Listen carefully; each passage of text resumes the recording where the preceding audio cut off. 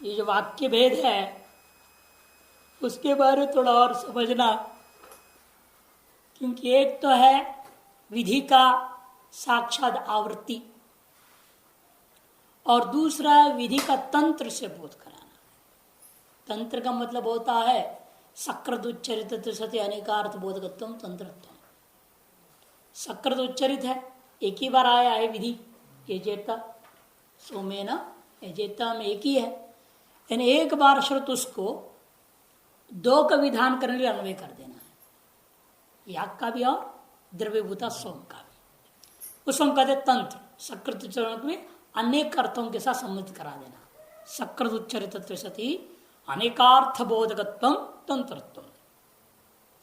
और जब तंत्र पक्ष में विरुद्ध त्रिकद्वय आता है, तंत्र पक्ष में विरुद्ध त्रिकद्वय आता है और विधि के आवृत्ति करना ही गौरव दोष है।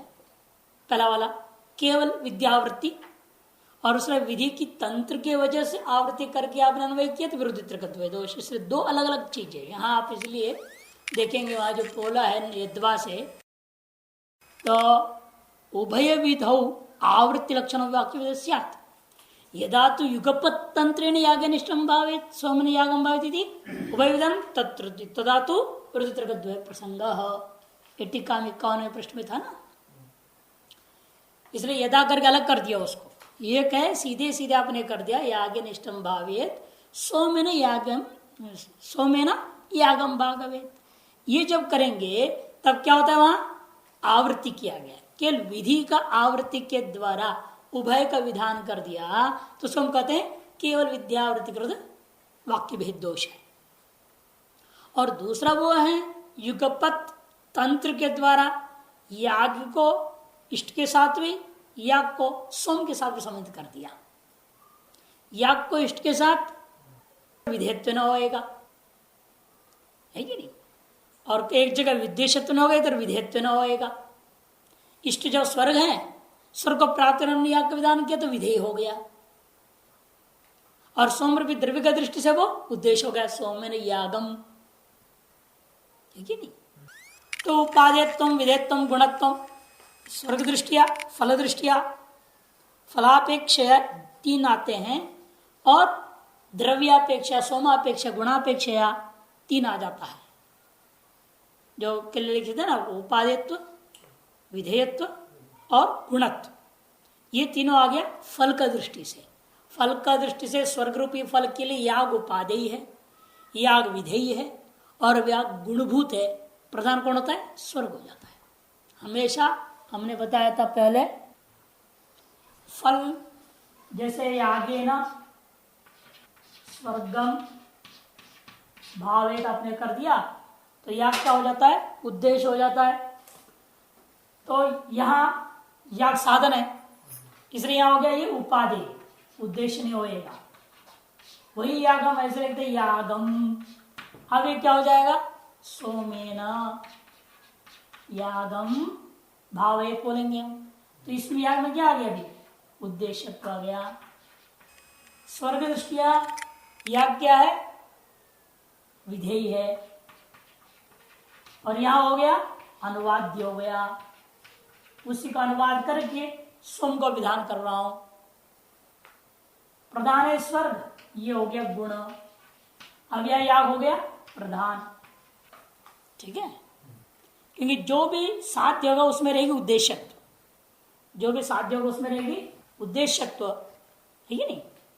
और विधेय हो जाता है तो उस दृष्टिकोण से उपादेय हो गए याग। आपस में तीनों परस्पर विरुद्ध ही है। उपादेयत्व रहेगा तो उद्देश्यत्व नहीं आ सकता, उसे उद्देश्य स्वर्ग हो जाता है। और यदि विधेयत्व याग में है तो अनुवाद्य नहीं रह जाएगा। लोक से प्राप्त स्वर्ग को अनुवाद करके, स्वर्ग तो दुनिया में जानते हैं, लोक प्राप्त जो स्वरूपी फल को अनुवाद करके याग को विधान किया गया है, इसे अनुवाद्य यहां स्वर्ग। उस समय विधेय रहेगा याग। जब याग में विधेयत्व है तब याग में अनुवाद्यत्व नहीं आ सकता, क्योंकि अनुवाद्य हमेशा क्या है, लोकता या शास्त्र से प्राप्त वस्तु ही अनुवाद्य होता है। लोक से या शास्त्र से प्राप्त है। अब यह अनुवाद इसलिए आया क्योंकि याग प्राप्त हो गया ना उस विधि से, यागे न स्वर्गम भावे से याग प्राप्त हो गया, शास्त्र से प्राप्त है ये। इसे लोकतः अथवा शास्त्रतः जो प्राप्त है उसी को अनुवाद कर लेंगे तो उसमें अनुवाद्यत्व आ जाता है। अब यहां क्या है, स्वर्ग में अनुवाद्य है क्योंकि लोकतः प्राप्त है स्वर्ग, स्वर्ग में उद्देश्यत्व है और स्वर्ग में प्रधानत्व है इस वाक्य में। अब इस वाक्य में आएंगे, याग उद्देश्य हो गया तो स्वम क्या हो जाएगा, उपादेय, या नहीं, और याग हो गया अनुवाद्य तो स्वम हो जाएगा विधेय, और याग हो गया प्रधान तो स्वम हो गया, ठीक है ना। हमेशा जो साध्य है उस उद्देश्य तो अनुवाद्यता और प्रधानत्व आएगा, और जो साधन में जो भी रहेगा उसे उपादेयत्व विधेयत्व गुणत्व रहेगा। जब एक ही चीज को हमने दो जगह ले लिया याग को, तब दोनों ही क्या है, एक शास्त्र सा, यहाँ शास्त्रता प्राप्त लोकता प्राप्त था याग, शास्त्र से विधान हुआ, और शास्त्र से प्राप्त का फिर अनुवाद करके आपने सोम को विधान कर दिया। या विरुद्धित्रकद्वय दोष इसको कहते हैं, विरुद्धित्रकद्वय, विरुद्ध दो चीज आ गया ना इसमें, याग में विरुद्ध दो वस्तु आ गए, त्रिक, त्रिक माने तीन, विरुद्धित्रकद्वय दो जोड़े, परस्पर विरोधी ये दो जोड़े हैं, वो उपायत्व विधेयत्व गुणत्व उद्देश्यत्व अनुवाद्यत्व प्रधानत्व। ये कब आता है, जब तंत्र के द्वारा उभय का विधान किया जाए, तंत्रेण उभय विधान। अपनी मीमांसा दर्शन का अपने एक वाक्यावली होती है, उसको हम बदल नहीं सकते अपने मन से। तंत्रेण उभय विधान होगा तो विरुद्ध त्रिकद्वय दोष हो गया। ऐसे नहीं करेंगे, केवल विधि की आवृत्ति कर दो, उसको कहते हैं केवल विद्यावृत्ति। दोनों में वाक्य तो एक जैसे दिखेगा आपको, यागेन स्वर्गम भावेत और सोमेन यागम भाव, देखने में वाक्य तो दो एक जैसा ही दिखेगा। ये जो देखने में तंत्र करोगे तो भी और विद्यावृत्ति करोगे तो भी वाक्य तो ऐसे ही दिखेंगे, दो वाक्य दिखेंगे। लेकिन तंत्र में विधि की आवृत्ति नहीं है, यहां इसमें विधि की आवृत्ति है, ये विधि की आवृत्ति नहीं, तंत्र में दोनों को एक ही विधि से जोड़ा जा रहा है उभय प्रकार से। सकृत उच्चरित है, उसको उभय का विधान करने के लिए प्रयोग हो गया। ये अंतर, इसी अंतर को ध्यान रखते लिख दिया पहले, यद्वा से देखे, ननु यागेन इष्टम भावे सोमेन च यागम भाई आवृत्या उभय विधौ आवृत्ति लक्षणों वाक्य वेद स्यात्। ठीक है, आवृत्ति लक्षण वाक्य भेद हो गया। यदा तो और किंतु यदि आप दूसरे ढंग से करें, दूसरे ढंग से मतलब युगपत् तंत्रेण यागेन इष्टम भावे सोमन यागम भावेत इति उभय विधान। अब तंत्र के द्वारा आपने उभय विधान कर दिया। बिना विद्यावृत्ति का तंत्र के लिखने में तो देखना दो बार भावेत लिख रहा हूं, लेकिन विधि की आवृत्ति नहीं है यहां, जब हम तंत्र से कर रहे हैं। भले दो बार लिखते हैं किंतु उसको आवृत्ति नहीं मानी जाएगी। एक बार उच्चारित को उभय विधान करने के लिए, संबंध जोड़ने के लिए हम दो बार लिख देते, इतना ही। लेकिन वास्तव में विधि आवृत्ति नहीं है, एक ही विधि है, लेकिन इसमें विरुद्ध का दोष आ जाता है। एक विधि के संबंधित एक ही वस्तु में परस्पर विरोधी वस्तु का अन्वय हो गया। इससे बचने उसने क्या किया था, विधि की आवृत्ति कर दी। लेकिन विधि आवृत्ति करना भी दोष है, वाक्यगत दोष ही है वो भी, कि विधि की जब आवृत्ति हुई, विधि से समन्वित पदार्थों की भी आवृत्ति हो जाती है। उसमें अंतर करेंगे, साध्य में करण तो करणत्व में साध्यत्व लाएंगे, जो भी अंतर करने करके जोड़ेंगे आप। इसलिए क्या कहना है, दो अलग चीजें, एक तो विद्या आवृत्ति रूप अलग और तंत्र के कारण से होने वाला विरुद्ध त्रिगद्वय दोष अलग। ये दोनों का नाम वाक्य वेद ही है। अप्राप्त में विधान दोनों को स्वतंत्र विधि कर रहे हैं, तब दोष कर रहे हैं। यहां सोमेन यजेता में कर्म प्राप्त नहीं है, अग्निहोत्रम ज्योति में कर्म प्राप्त है। फिर वहां तीन वाक्य है, अग्निहोत्रम जुहुयात स्वर्गकाम, ये अलग वाक्य है, और अग्निहोत्रम जुहोति ये अलग है, फिर ददना जुहोति, 3 वाक्य वहां पर। तो ये हो गया अधिकार विधि, ये उत्पत्ति विधि, ये गुण विधि, 3 है यहां पर। अस्वमेन जैत में एक ही है, एक वाक्य से 3 अर्थ निकालनी है, दोनों फर्क नहीं किया। ये सब शास्त्र से विधान कर रहा है अग्निहोत्र यागों को, यह शास्त्रीय गुण का विधान भी कर रहा है ददना में। जब पृथक शास्त्र प्राप्त है वहां थोड़ी समस्या है, शास्त्र अलग अलग विधान कर ही दिया, दोष कहां से आना। जब शास्त्र अलग विधान नहीं कर रहा है, एक ही वाक्य से हमें सब कुछ ढूंढना पड़ रहा है, तब कैसे निकालोगे सारे अर्थ? निकालने के तरीका के ऊपर निर्भर है। अब दोष भी ना हो और सारी चीज निकाल भी ले, हम उसी प्रक्रिया को ढूंढ रहे हैं। वो तो मध्यवर्ती आकार, मध्यवर्तीय प्रक्रिया से दोष भी नहीं आएगा और जो जो हमें वांछित पदार्थ है वो सब मिल भी जाएंगे। इसलिए यहां क्या, शुरू में क्या बोला, यत्र कर्म मानांतरण प्राप्तम। शुरू में क्या था, जहां कर्म मानांतर से प्राप्त है तत्र तदुद्देशन गुणमात्र विदत्ते, विधि प्रमाण, विधि रूपी वाक्य प्रमाण। और आगे क्या बोला, यत्र तो वयम अप्राप्तम, नहीं है क्या वाक्यों में अंतर कुछ भी, साफ बोल रहे हैं जहां कर्म प्रमाणांतर से प्राप्त है, वाक्यांतर से प्राप्त है, वहां तो हम तदुद्देशन गुण मात्र का विधान कर रहे हैं। और कर्म विधायक पहले बता दिया, अग्निहोत्रम ज्योति, इसलिए तदनाचित केवल गुण विधि हो गया। और जहां पर कर्म भी स्वतंत्र प्राप्त नहीं है, गुण भी स्वतंत्र प्राप्त नहीं, एक वाक्य दिख रहा है, देखने में गुण वाक्य जैसा लग रहा है, कौन, सोम में नहीं जाता कि सोम एक लता विशेष में रूढ़ है, उसका रस निकाल के होम किया जाता है, इसे सोम गुणवाचक शब्द है करके सभी में प्रसिद्ध है। उस प्रसिद्धि को लेकर के इसमें संशय हो गया, यदि ये गुण विधि मात्र है ददना ज्योति के समान, तो फिर कर्म विधायक वाक्य कौन है? दूसरा कर्म विधि प्राप्त नहीं। जब कर्म विधि प्राप्त नहीं, कोई कहेगा फिर इसी को सोम नामक ये आगे न करके इसको कर्म विधायक मान लो। समस्या ये है, इसको हम गुण विधि मानेंगे। मान लीजिए ददना ज्योति में और इसमें कोई अंतर तो दिखता नहीं है, ये बात आपको कहना बिल्कुल ठीक है, हम भी मान रहे हैं इस बात को, ये तो हम कह रहे हैं, उसको समझा रहे हैं, इसे कोई अंतर नहीं दिख रहा है।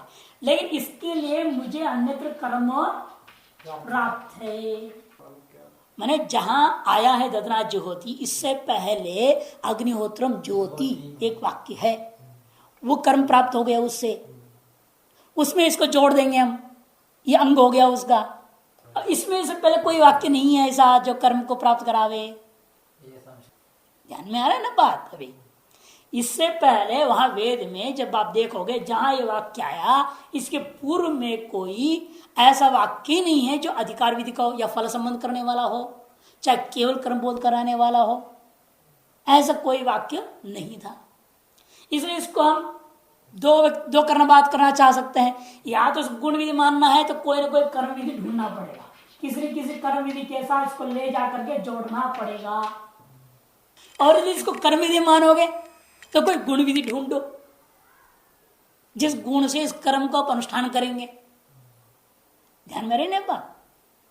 यदि हम उसको कर्म विधि मानेंगे, इसका नाम करें सोम संज्ञकेन, ऐसे व्याख्या कर देंगे, सोमाख्येन सोम नामकेन यागेन इष्टम भावेत, ऐसा यदि इसको संज्ञावाचक कर देते हैं, संज्ञावाचक करके कहेंगे सोम नामक याग के द्वारा स्वर्ग आदि की भावना करें, तब पूछेगा क्या द्रव्य होगा उसमें, सोम नामक याग में कोई गुण की आवश्यकता होएगी, तो गुण विधि है ही नहीं कहीं अन्यत्र। उस प्रकरण में जहां ये वाक्य आया है इसके संबंधी कोई गुण विधायक वाक्य नहीं है। अब इसको न गुण विधि मान सकते इसलिए, न कर्म विधि मान सकते इसलिए, इसलिए ने शुरू किया यत्र तु वयम अप्राप्तम। हाँ, पहले विधि वाक्य ऐसा है, अग्निहोत्रम जुहुयात स्वर्ग कामा, ये विधि, ये अधिकार विधि कहा जाएगा, जिसमें फलवाचक शब्द आ गया वो कर्म का विधायक नहीं, वो अधिकार का विधायक है। फिर उसके बाद में अधिकार विधि आती है अग्निहोत्रम जुहोति, तो उसको उत्पत्ति विधि कहते हैं, केवल कर्म मात्र का बोध करा रहा है। अग्निहोत्रम ज्योति का मतलब क्या, अग्निहोत्र होमेन जुहोति। अब उसके लिए कैसे पूर्वान्वय करना पड़ेगा? अग्निहोत्र होमेन स्वर्गम भावेत, जो पूर्व वाक्य में था। अब हम पूछेंगे वहां केन द्रव्येण, तो दूसरा वाक्य है ददना जुहोति, वो गुण जुड़ गया। तो कर्म प्राप्त है, कर्म का अधिकारी प्राप्त है और गुण भी प्राप्त है, तीनों प्राप्त है। अधिकार वाक्य है, कर्मात्र पद उत्पत्ति विधि वाक्य है, गुण विधि वाक्य है। उसको हम अग्निहोत्र प्रकरण इसलिए कह देते हैं। और ये जो वाक्य पठित है सोमेन यजेत, ज्योतिष्टोम का प्रकरण में पठित है। अब ज्योतिष्टोम याग के सारे गुण और अंगों का वर्णन करने के बाद में लिख दिया सोमेन यजेत। अब इसको कहां जोड़ो कि ज्योतिष्टोम के प्रकरण में ज्योतिष्टोम याग को करने के लिए जितनी जरूरत है वो सारी बात कह दी गई, समाप्त कर दिया गया। हमेशा याग के एक प्रकरण की समाप्ति कैसे पता लगता है?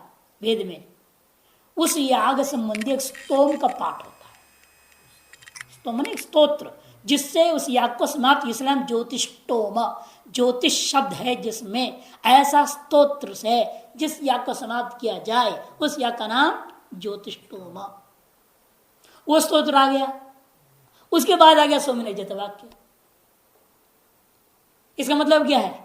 वो सोमेन यजेत वाक्य ज्योतिष से जुड़ नहीं सकता कि वो याग का प्रकरण समाप्त हो गया। उसके अनंतर पठित है, अनंतर से ये तो विकृति हो सकती है किसका? ज्योतिष्टोम की विकृति। इसको कर्म मानेंगे तो इसका गुण अतिरिक्त है नहीं कुछ भी, तो अनेक दोष आ जाते हैं कल्पना करने में। इसलिए उन्होंने कहा कि लाघव यही है, इसमें आप जो है विशिष्ट विधि कर दो। आप कल या तो विधि की आवृत्ति कर दूं तो आवृत्ति लक्षण वाक्य में दोष हो जाता है, तंत्र से अन्वय करूंगा तो वृद्धि त्रिगत में दोष आ जाता है।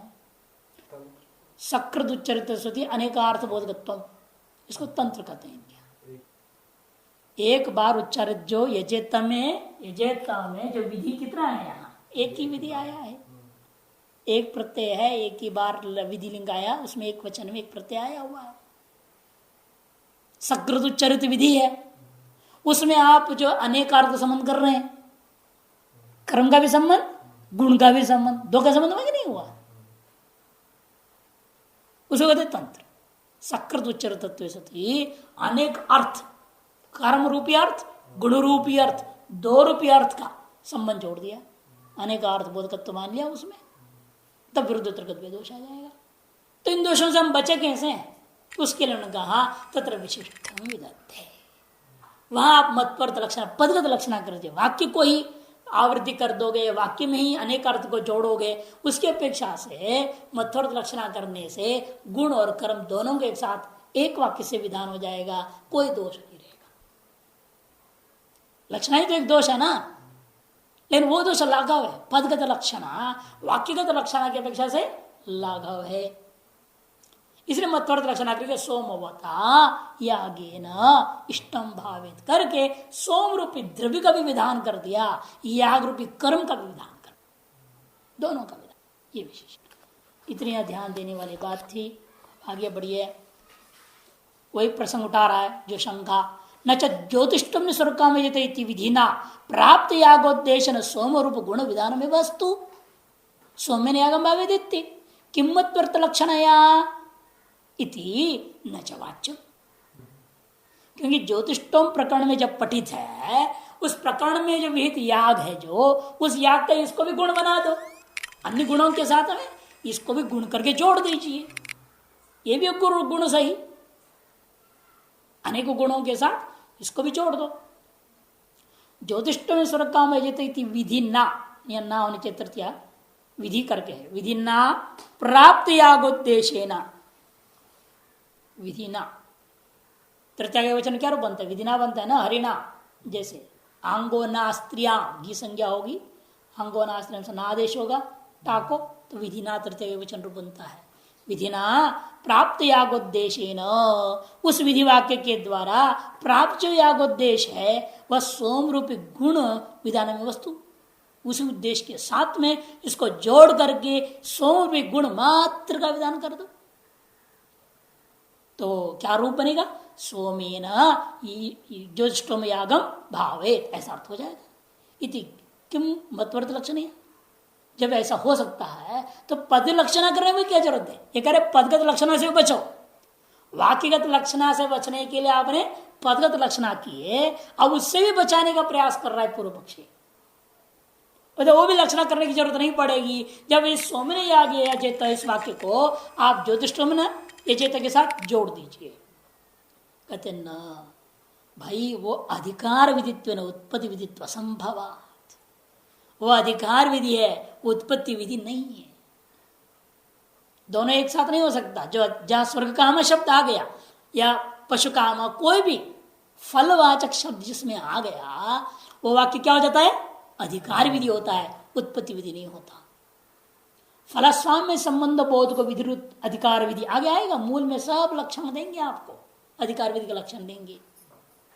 चारों विधियां आएगी। अभी इसके बाद ही बोलेगा विधियां 4 प्रकार की है: उत्पत्ति विधि, विनियोग विधि, प्रयोग विधि, अधिकार विधिश्च। ऐसे कह रहे हैं। देखिए पृष्ठ संख्या 56 में बोल रहे हैं विधिश्चतुर्विधा, उत्पत्ति विधि, विनियोग विधि, अधिकार विधि, प्रयोग विधिश्च इति। ऐसे कह रहे हैं आगे, और उसके सब लक्षण भी आगे में आएंगे प्रत्येक का।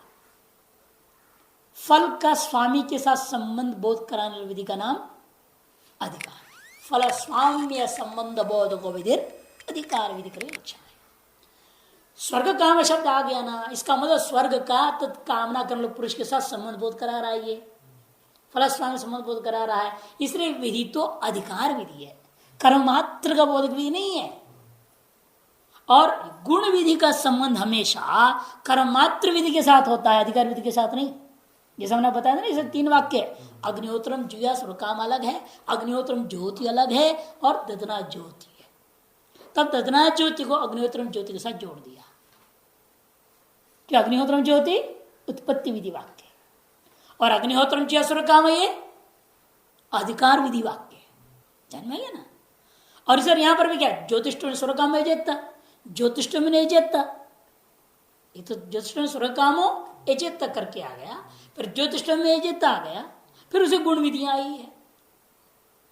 इसे उत्पत्ति विधि के साथ अब स्वामी तो जोड़ नहीं सकते, और उसे फल के साथ जोड़ नहीं सकते, क्योंकि अधिकार विधि उसके साथ तो जोड़ ही नहीं सकते गुण विधियों को। अधिकार विधि के साथ गुण विधियों को जोड़ा नहीं जा सकता, उत्पत्ति विधि के साथ ही जोड़ना पड़ेगा। कर्म का गुण के साथ संबंध होता है, न कि फल का गुण के साथ संबंध होगा। फल से गुण से कोई लेन देन नहीं, द्रव्य और देवता से। फल तो कर्म जन्य है, कर्म के गुणों से संबंध होगा, या नहीं। इसलिए यहां ज्योतिषोमनी में क्या समस्या हो गया कि फल विधि अलग हो गया, उत्पत्ति विधि भी अलग है, उसे गुण विधियां भी अलग है। और मनमर्जी हम किसी भी उत्पत्ति विधि के साथ किसी भी गुण को जोड़ नहीं सकते, प्रकरण के आधार पर चलना पड़ता है। कहीं अधिकार विधि से भी कर्म विधि भी मानना पड़ जाता है, वो भी स्थल देंगे, दृष्टांत सब देंगे। जहां नहीं है मजबूरी में किया जाता है, थोड़े कि जहां जहां हर जगह ऐसे ही कर डालो। यदि हर जगह ऐसे ही करना हो तो फिर कर्मात्र विधायक विधियों की क्या जरूरत है? हर जगह 3 वाक्य क्यों किया? कहीं कहीं पर नहीं है, जहां वहां में करने बोल रहे हैं, इसको थोड़े हम सब जगह ऐसे कर देंगे। अग्निहोत्रम जैसा काम कर देते, ज्योति सीधे बोल देते, वह अग्निहोत्रम ज्योति क्यों बोल रहे हैं? इसलिए देखा कहीं पर याग ऐसा होता है जब फल बताया नहीं, अब क्या करें उसके लिए? पहले देखी जाएगी ना, मनमानी थोड़ी इष्टम। वहां पहले क्या होता है, अर्थवाद में फल देखी जाती है।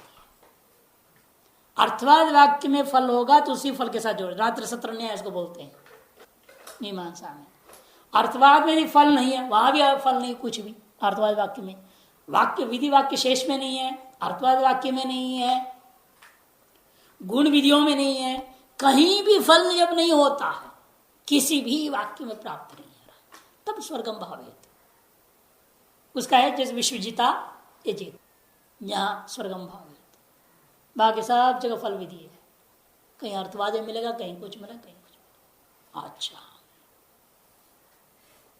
तो इसलिए शंका भी कहते अधिकार विधि है, वो वहां पर आप गुण विधि के साथ जोड़ नहीं कर सकते, क्योंकि वहां अधिकार विधि अलग है, उत्पत्ति विधि भी अलग है उसका, और गुण विधि भी उसका अपना अलग है ज्योतिष। वहां इसको घुसा नहीं सकते। जैसे अग्निहोत्र प्रकरण है, दर्शनवास प्रकरण कैसे, दर्शन पासाभ्याम स्वर्ग काम में जेत, दर्शन पूर्णमासाभ्याम में जेत, फिर उसी गुण विधि वो अपना है। हर प्रकरण आपको ऐसे ही मिलेगा, पहले अधिकार विधि मिलेगी, फिर उत्पत्ति विधि मिलेगी, फिर गुण विधि मिलेगा। तस्य अधिकार विधित्वेन उत्पत्ति विधित्व असंभवात्, वो अधिकार विधि है, उसको उत्पत्ति विधि करके उसके साथ जोड़ने की चेष्टा नहीं करें। तब पूर्व पक्ष कहता है लेकिन ऐसे भी अधिकार विधियां हैं जहां पर आपने उसको उत्पत्ति विधि बना लिए। ननु उद्भिदा चेत पशु काम इव ज्योतिष्टम नित्यस्यापि उत्पत्ति अधिकार विधित्वमस्तु, इसको उत्पत्ति विधि भी मान लो, अधिकार विधि मान लो, डबल मान लो इसी को। जैसे उद्भिदा जेत पशु काम, ये वाक्य उद्भिदा यजेत पशु काम, ये वाक्य, ये फल है ना यहाँ पर पशु काम, अधिकार विधि हो गया ये। लेकिन केवल उद्भिदा यजेत तो कोई वाक्य नहीं है अलग। उद्भिदा यजेत ऐसा ये तो आ गया, उद्भिदा यजेत पशु काम, ये क्या हो गया, अधिकार विधि हो गया। इसके लिए होना चाहिए तो क्या उत्पत्ति विधि, उद्भिदा यजेत ऐसे होना चाहिए था, फिर उसकी गुण विधि होनी चाहिए। ये वहां हुआ क्या है, अधिकार विधि तो है और गुण विधि है उस प्रकरण में, लेकिन उत्पत्ति विधि नहीं है। ये पूर्व पक्षी कहना चाहता है ऐसे स्वामी का भी मान लो ना, ज्योतिष्टो में यजेत स्वर्ग काम और सो में नहीं जाता, बीच उत्पत्ति विधि नहीं है। इसी को अधिकार विधि भी उत्पत्ति विधि भी दोनों मान लो और उसे 100 रुपये गुण को विधान कर दो, पूर्व पक्ष कहता है। जैसे आप करते कहाँ हैं, इस जगह पर करते हो। उद्भिदा यजेत पशु काम है, वहां पर उद्भिदा यजेत उत्पत्ति विधि वाक्य नहीं है, फिर इसलिए इस अधिकार विधि को ही उत्पत्ति विधि भी मान लेते हैं आप। उभय प्रकार का मान करके उस गुणों का विधान करते हैं उद्भिद्याग में। इत्यस्य इव, इसे उद्भिदा यजेत पशु काम इत्यस्य इव, और क्यों मानना पड़ता है उसका बाद नामधेय प्रकरण में विस्तृत विवेचन होगा। इसका भी आधार है मानने के वजह, प्रमाण देंगे क्यों ऐसे करना है, लेकिन वो बहुत बाद में अंत में आएगा मामला। लेकिन उसका नया दृष्टांत बना दिया, इत्यस्य ज्योतिष्टम नित्यस्यापि उत्पत्ति अधिकार विधित्वम अस्तु, उसको उत्पत्ति विधि और अधिकार विधि दोनों मान लीजिए। इति चेत न दृष्टांत, देखो साफ करे ना, दृष्टांत उत्पत्ति वाक्यांतर अभावेन अन्यथा अनुपपत्या तथा त्वाश्रयणात्, वहां तो उत्पत्ति वाक्यांतर नहीं था और फिर गुण विधियों का कहां चरितार्थ करूं, और अधिकार विधार्थ भी कहां चरितार्थ होएगा। इसलिए मजबूरी में हमको वहां ऐसा लक्षणा करना पड़ता है। दृष्टांत में उत्पत्ति वाक्यांतर अभावेन अन्यथा अनुपपत्या, नहीं तो अधिकार विधि भी व्यर्थ हो जाएगा, गुण विधि भी व्यर्थ हो जाएगा, क्योंकि गुण विधि को आकांक्षा है कर्म की और अधिकार विधि आकांक्षा कर रहा है कर्म का। फल संबंध बोध करा दिया ना यहाँ पर पशु काम बोल करके। अब ये उद्भिदा एक कर्म है, ये कर्म है कि केवल नाम है, ये नाम है। यदि नाम है तो कर्म विधा के आना होना चाहिए, उस नाम का कर्म को विधान करना कहां है। जब नहीं है फिर कर्माभावेन फल का व्यर्थता होगी और कर्माभावेन गुण का भी व्यर्थता हो जाएगा। उसकी व्यर्थता न हो, अन्यथा अनुपपत्या, दूसरी और प्रक्रिया से हम इसको समन्वय नहीं कर सकते, उपपत्ति नहीं हो सकती। अन्यथा माने अन्य प्रकारेण अनुपत्या उपपन्न न होने से हमें इसी को अधिकार विधि, इसी को उत्पत्ति विधि। तब कहते हैं ऐसा किंच, लेकिन यहां ऐसा नहीं है। ज्योतिष्टम नित्य से उभय विधित्वे अनैनीव याग तस्य फल संबंधो भी बोधनीति सुदृढ़ो वाक्य भेद।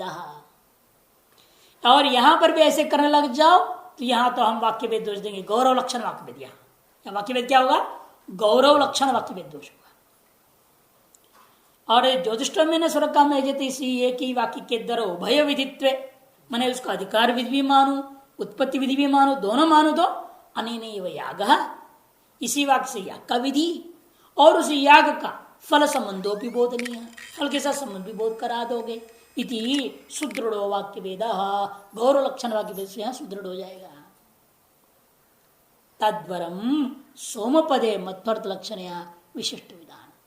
इन सब के अपेक्षा सर्वश्रेष्ठ काम यही, इसलिए सोम पद में मत्वर्थ लक्षणा करना ही सबसे बढ़िया काम है। उसे विशिष्ट विधि करने पर किसी भी प्रकार का दोष नहीं है, न वाक्य भेद दोष है, न गौरव लक्षण वाक्य भेद दोष भी नहीं, विद्यावृत्ति लक्षण वाक्य भेद दोष नहीं, तंत्रकृत विरुद्ध द्वैरूप वाक्य भेद दोष भी नहीं रहे। ये लाभ है। आप देखिए टीका में कहते हैं सोमरेदित्य से गुण विदित्व में वस्तु पूर्व पक्ष सोमयाग सर्व विधिस्तो ज्योतिषम सर्वकम अयम एव भवतु। कहते उसी को आप सीधा उसका उत्पत्ति विधि मान लो, सर्वबोधक विधि। ये कहा था तो इत्यादि प्राप्ति कर्म गुण विधायक सोमवाक्य से उत्पत्तौ न मत्र लक्षणा पददोष रूपत्वेन अन्याया स्वीकर्तव्य शंकते। पूर्व पक्ष पर कहना है कि भाई से पदगत लक्षण रूपी दोष भी नहीं रह जाएगा, उससे भी हम बच सकते हैं, इसलिए अच्छा रहेगा ज्योतिषम ने आगे ले जेता उसके साथ इसको जोड़ दीजिए। उसका जवाब में था कि नहीं हो सकता। दूसरे प्रकटक में नीचे जाइए जब गौरव लक्षण वाक्य वेद बोल रहे हैं, मिला सुदृढ़ो वाक्य वेद थी 11वें पंक्ति है, जहां ज्योतिषों ने स्वरूपम यजति सोमयाग स्वरूपम तस्य स्वर्गरूप फल संबंध बोधनीय इत्यर्थ। आप ज्योतिषों में स्वरूपम यजता इस एक वाक्य के को ही सोमयाग का कर्म बोधक भी मान लोगे और फल संबंध बोधक भी मानोगे तो गौरव लक्षणों वाक्य भेदो सुदृढ़ दृढ़तरो भवे इत्यर्थ, गौरव लक्षण हो जाएगा। विधि में गौरव लागव क्या है? विधि में गौरव लागव क्या होता है यह भी जानना पड़ेगा। विधि में कर्म मात्र का विधान कर दिया जाए वो सबसे लाघव है, क्योंकि भावित एक बार आया उसको एक ही चीज को विधान करने के लिए आपने अन्वय कर दिया। जैसे अग्निहोत्रम ज्योति, अग्निहोत्रम ज्योति, अग्निहोत्र होमेन पूर्वाक्य से प्राप्त फल स्वर्गम, अग्निहोत्र नाम भी प्राप्त है कि नहीं, इसलिए अग्निहोत्र होमेन स्वर्गम भावेत ऐसा पूर्वान्वय फल को लेकर कर सकते हैं। यहाँ अग्निहोत्रम ज्योति में एक ही ती आया हुआ है जो कि विधि अर्थ में आया, विधिलिंग है वो, लेट लकार है विध्यर्थ में, इसलिए वो एक को आप एक ही अग्निहोत्र रूपी कर्म का विधान कर दिया। ददना ज्योति में एक ही आया उसे दधिर पे गुण मात्र का विधान कर दिया। अग्निहोत्रम जिया स्वर्ग काम और फल संबंध मात्र बोध करा दिया। मैंने एक वाक्य इसमें एक ही पदार्थ का विधान कर रहे हैं, चाहे फल संबंध हो, चाहे कर्म स्वरूप हो, चाहे गुण हो, चाहे कोई अंग हो। एक वाक्य से एक ही पदार्थ को सीधे सीधे विधान करने का नाम अत्यंत लाघव, विधिगत लाघव। उससे गौरव हो गया विशिष्ट विधि, विशिष्ट विधि गौरव जो मजबूरी में की जाती, उससे भी गौरव है। विशिष्ट भी ना करते हुए पृथक अनेक पदार्थ विधान करोगे तो उसको कहते हैं गौरव लक्षण वाक्य भेद। एक विधि को लेकर उसे दो काम कर रहे हैं आप, सोम याग के लिए आवश्यक कर्म को विधान कर रहे हैं और वही वाक्य फल के साथ संबंध भी बोध कराएगा। कौन सा? ज्योतिष्टो में न स्वर्ग काम। इस वाक्य को क्या कर रहे हैं? सोम ने ये तो गुण विधि मान लिया आपने, अब इस गुण को कर्म चाहिए था, इसे ज्योतिष्टो में स्वर्ग काम को कर्म विधायक भी मान लिया और उस वाक्य स्वर्ग काम शब्द आने से फल संबंध बोधक भी मान लिया। एक ही विधि के द्वारा दो पदार्थ का विधान कर रहे हैं, एक तो सोम के लिए आवश्यक कर्म का भी विधान कर रहे हैं उसी से, और उसी वाक्य से फल संबंध का भी विधान कर रहे हैं। दो के स्तर से विधान करने का नाम गौरव। जितने कम से कम एक ही को विधान कर दे तो अति लाघव हो गया, और कहीं मजबूरी विशिष्ट विधि कर दिया वो थोड़ा गौरव हो गया, और एक ही विषय अनेक पदार्थ विधान कर दिया गौरव लक्षण हो गया, और अनेक पदार्थ तंत्र से करोगे तो और गौरव दोष विरुद्ध द्वय दोष आ जाएगा, और उस भय से आप यदि आवृत्ति कर दोगे तो और बड़ा वाक्य में दोष आएगा। इस तरह से वो दोष बढ़ते ही जाता है। इसलिए अत्यंत लाघव क्या है, एक विधि से एक पदार्थ को सीधे सीधे विधान कर देना। और आप यहां दो कर रहे, तथा चुक्तम देखो, श्रौत व्यापार नानात्वे शब्दानां मति गौरवम, वही प्रश्लोक है जहां भी पढ़ा था। एकोक्त्यवसितानान्तो नार्थाक्षेपो विरुध्यते। ये टुप टीका तंत्र वार्तिक, देखिए जो कुमार भट्ट ने वार्तिक ग्रंथ लिखा है ना, उसका 3 नाम है, अलग अलग जगह पर अलग नाम है। प्रथम अध्याय पर जो वार्तिकों को लिखे हैं उसका नाम है श्लोक वार्तिक। दूसरे तीसरे चौथे अध्यायों पर जो वार्तिक लिखे हैं उसका नाम है तंत्र वार्तिक। और 5वें से 12वें अध्याय तक जो वार्तिक लिखे हैं उनका नाम है टुप टीका। टुप टीका 5 से 12 नहीं, 2 से 4 तंत्र वार्तिक, पहले अध्याय का श्लोक वार्तिक, ये तंत्र वार्तिक का है। श्रौत व्यापार नानात्वे शब्दानां मति गौरवम एकोक्त्यवसितानां, वह नहीं है, एकोक्त्यवसितानां तो नार्थाक्षेपो विरुध्यते। श्रौत व्यापार, श्रुत जो विधि है, श्रुत जो विधि है उसमें नानात्व, उसमें नानात्व कर दोगे। शब्दानां मति गौरवम, शब्दों में अत्यंत गौरव दोष आ जाएगा। एकोक्त्यवसितानां तो, इसे एक बार कथित विधि में अवसित पदार्थ जो भी है, अन्वित पदार्थ जो भी है, उसको यदि स्वीकार कर लेते हैं, न अर्थाक्षेप विरुद्धता है, तब अर्थाक्षेप का कोई विरोध हम नहीं मानते। ननु सौम्येन याजते इत्यत्रापि गुणस्य कर्म स्वरूपस्य विधाने वाक्यभेद से सुदृढ़त्वादि चेत् न विशिष्टवदो विशेषण विधि आर्थिकत्वेन, आगे ना अर्थाक्षेप है ना वो, क्योंकि हम कर क्या रहे, विशिष्ट विधि में हमेशा विशेषण विधि आर्थिक हो जाता है, अर्थ से सिद्ध हो गया। जब किसी भी चीज को हम विशिष्ट कह देते हैं तो आप अपने आप पूछेंगे विशिष्ट यदि यह वस्तु है तो उसका विशेषण कौन है। विशेषण की जिज्ञासा स्वतः सिद्ध है विशिष्ट पदार्थ में, उसको पृथक विधान करने की जरूरत नहीं होता है या नहीं। इसलिए कहते कि देखो विशिष्ट विधि में विशेषण विधि क्या है, आर्थिकत्वेन श्रूयमाण विधिना गुणस्य पृथक विधेयत्वात् इति निरस्तत्वात्, कि श्रूयमाण विधि के द्वारा गुण का पृथक हम विधेयत्व नहीं मान रहे हैं, उसको हम निराश कर दिया। जो सौम्य जत से केवल गुण का विधान का हम निराश कर दे रहे हैं, न केवल कर्म को हम मान रहे हैं, विशिष्ट एक विधि मान रहे हैं। जब विशिष्ट एक विधि है तो विशेषण आप पूछोगे क्या है, कहते सोम गुण विशेषण है। अतः सोम गुणवता यागेन, हम विधान किसको कर रहे हैं, केवल याग को विधान कर रहा हूं, सोम गुण का विधान नहीं कर रहा, वो तो विशेषण है। याग रूपी में कर्म का विधान कर दिया, वह विशिष्ट होने के नाते वह अपने गुण की आकांक्षा जब करेगा, सोमेन शब्द गुणत्व निर्णय हो गया। इसलिए गुण जो होता है तो सोम विशेषण रूप में उपस्थित होकर के विशिष्ट में वह पृथक विधि नहीं होता। न चुत्पत्ति विदिते वाक्य भेद से अभाव लक्षणादोष दुर्वारित वाच्यम, यदि ऐसा मान लगे फिर लक्षणादोष तो आ जाएगा। तस्या वाक्य भेद अल्पदोषत्वा आ गया ना, वाक्यगत दोष की अपेक्षा से पदगत लक्षण अल्प दोष है, बड़ा दोष नहीं है। लक्षण या पद दोषत्वाद वाक्य भेद तो वाक्य दोषत्वाद आ गया ना। तो लक्षण क्या है, पद दोष है, और वाक्य भेद क्या है, वाक्यगत दोष है।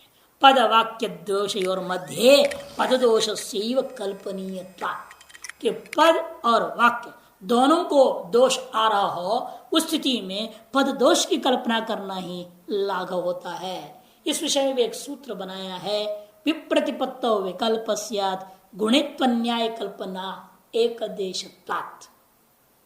इसका टुकड़ा इन्होंने दे दिया गुणित्व न्याय कल्पना इति न्यायात, बीच का हिस्सा इन्होंने छाप दिया, आगे पीछे को छोड़ दिया है।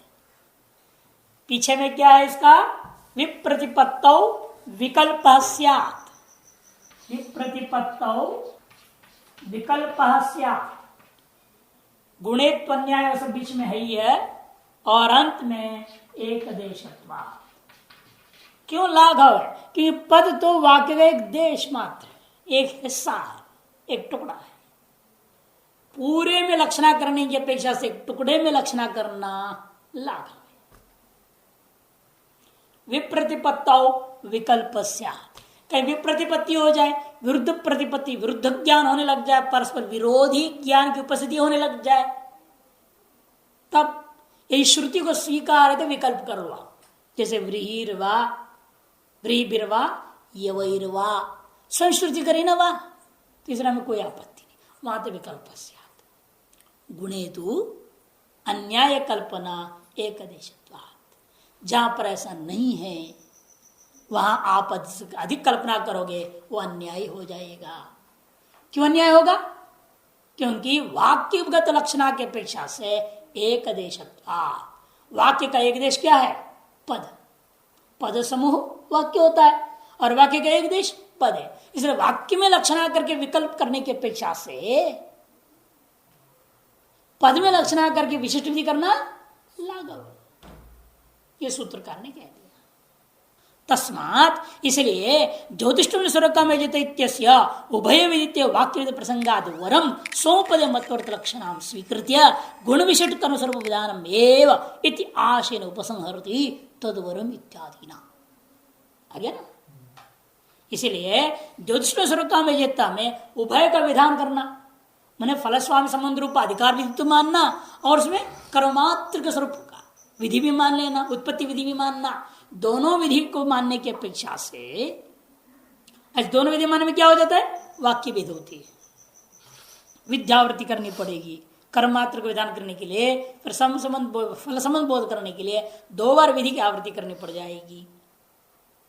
अतः वाक्य भेद तो वाक्य दोषत्वात्, वाक्य भेद प्रसंगात उसके अपेक्षा से वरम मने श्रेष्ठम, श्रेष्ठ क्या है, सोम रूप एक पद में मतवर्त लक्षणा स्वीकृत्य, सोम में नहीं जाते, इस वाक्य का एक पद है सोम, उसमें लक्षणा करना ज्यादा स्वीकार करके गुण विशिष्ट कर्म स्वरूप विधान में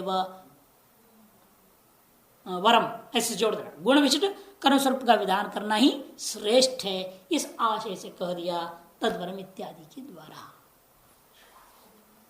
अब विधियों की चतुर्विधता का वर्णन कर, विधिश्च चतुर्विधः,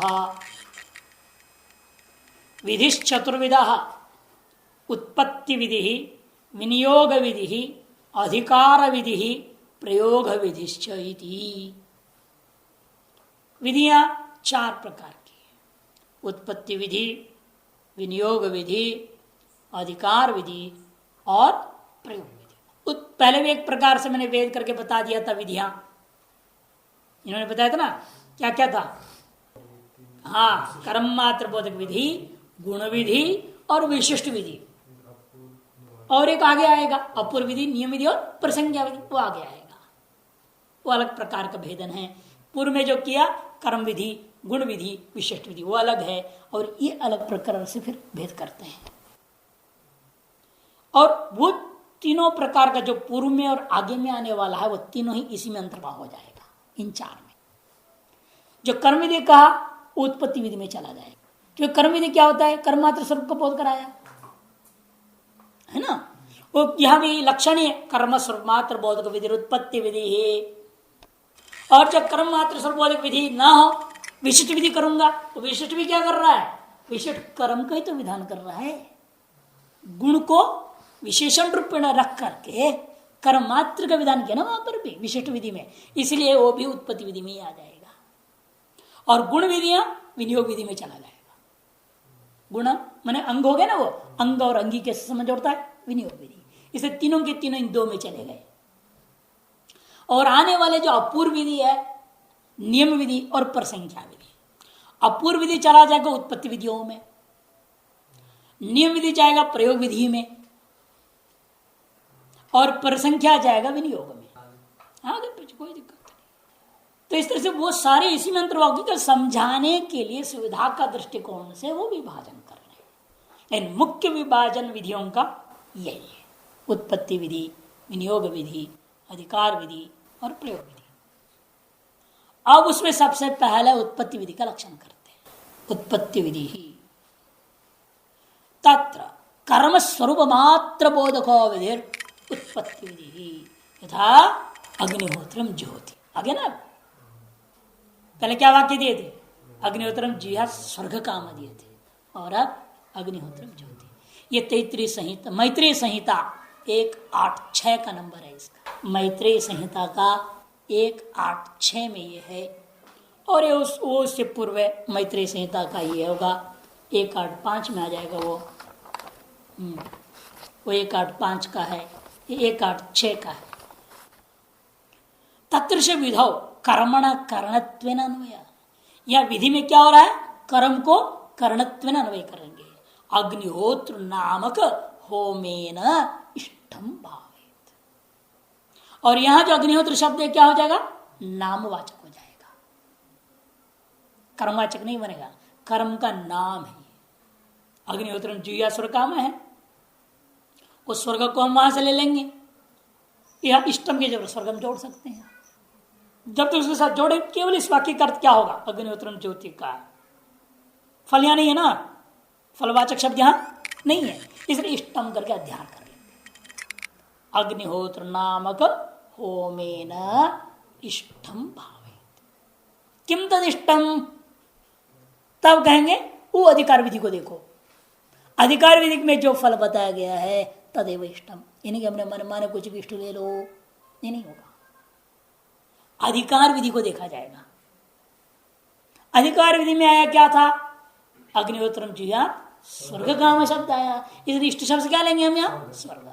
कहीं पशु काम में आया तो इष्टम पशुम भावे, तो ऐसा अर्थ करना पड़ेगा। हमेशा कर्म स्वरूप का विधि जब बोलोगे हम उसमें क्या बोलेंगे? इष्टम करके छोड़ देते हैं। वो इष्ट क्या है उसको जानने के लिए वो कहां जाना पड़ेगा? अधिकार विधियों में। अधिकार विधि वाक्य क्या करते हैं? फल के साथ जो स्वामी का, इस कर्म के करने वाला जो स्वामी है उसके संबंध बोध करा देता है। यह अधिकार विधियों का काम है। इसे कर्म विधि का वाक्य का अर्थ क्या किया? अग्निहोत्र होमेन इष्टम भावयेत